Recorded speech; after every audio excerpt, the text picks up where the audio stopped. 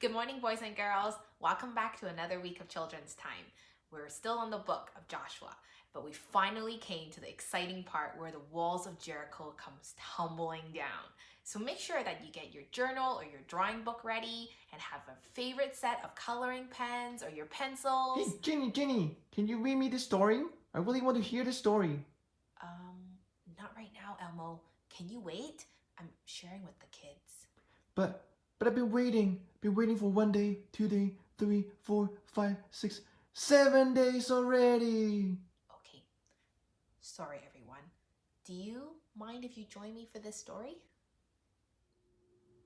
Jericho. Jericho was a city, but it wasn't just any old city. It was a fortress, and it stopped anyone from getting into the land. The people looked at Jericho. They looked at the big, giant, scary walls around it. They looked at the tall, towering ramparts. They looked at the heavy iron gates bolted shut. They looked at each other. What would they do? No one knew. But God knew, and God told Joshua what to do. But Joshua must have looked surprised because it was a very odd battle plan indeed, as we'll soon find out. Then God made his people a promise. I will always be with you, and I will never ever leave you. If you do what I say, your lives in the new land will be happy and everything will go well. So Joshua gathered his army together. They had their swords, spears, and shields. They were ready to fight. But the plan wasn't about fighting.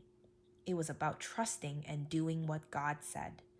Joshua's army went marching around the city, day after day after day. They're too scared to fight, the people in Jericho said. But they were wrong.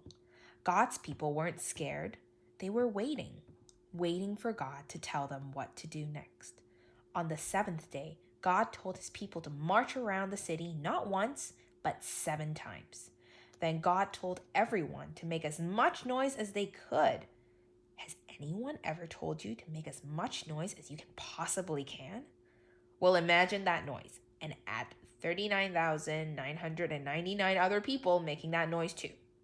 And you get the idea. Ear splitting.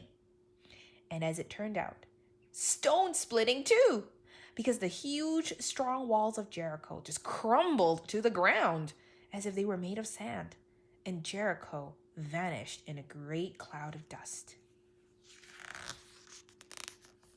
So it was that God's people entered their new home. They didn't have to fight to get in. They only had to walk. Joshua said, God has brought you safely here.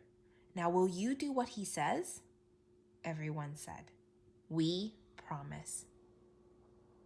Wow, what a strange way to fight a battle. That's right. God's way is not our way. When we think of battle, we think about swords and spears and shields or even weapons or violence, but God doesn't need any of that. God wants us to trust him and do what he says. When we listen and trust God, that becomes our way to face our battles. How would you break down a strong wall? Well, the Israelites people had a big wall that they had to face. It was the strong walls of Jericho, a city that they must get through to the promised land. What God told them was indeed very odd. Instead of a battling strategy, they were asked to march around the city for 6 days, once in a day, and on the 7th day, they have to march for 7 more times. And when the priests blow the trumpet, then the people were asked to shout. And after they shouted, the walls came tumbling down? What? That's too simple, too easy, too strange. But God's way is not our way. Boys and girls, have this story ever made you think that God's way is much higher than ours? He does things that we do not see or we do not think of. It's true that when we follow God's way, sometimes that might mean we're very different from those who are around us. You know, when others say, oh, repay the evil with evil, God has asked us to love our enemies. That's just one way to think about how different God's way is. Do you have a big wall that you're facing? Or have you ever felt like you were faced with a big wall? A big challenge? Something that's so hard that you would never imagine yourself being able to go through.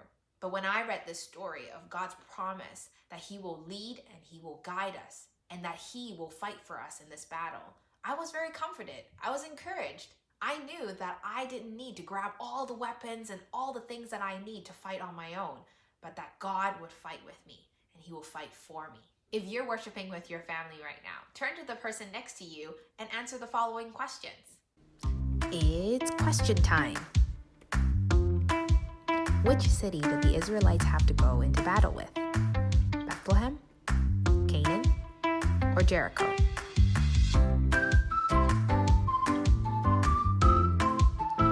What were the people told to do for 6 days?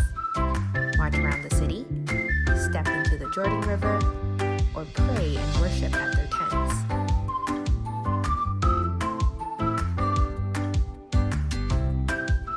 During their march, they were not to dance, shout, or talk on their phones.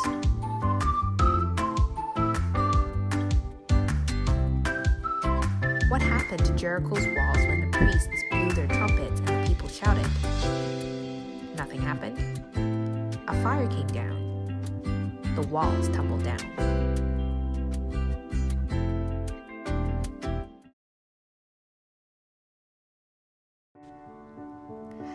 Let's dive deeper. Draw a big wall and draw yourself facing it. I wonder what your wall looks like. It's probably tall, huge, way above your head. What are some of the things that are challenging for you? As you do this, write them down on the wall and ask God to help you to trust Him in facing these things.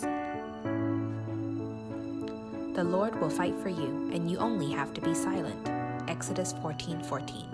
And in Joshua 23:3, it says, "You yourselves have seen everything the Lord your God has done. You have seen what He's done to all these nations. Because of you, the Lord your God fought for you." Let's read our verse for the day. Be strong and very brave. Make sure you obey the whole law my servant Moses gave you. Do not turn away from it to the right or the left. Then you will have success everywhere you go. Joshua 1:7-8.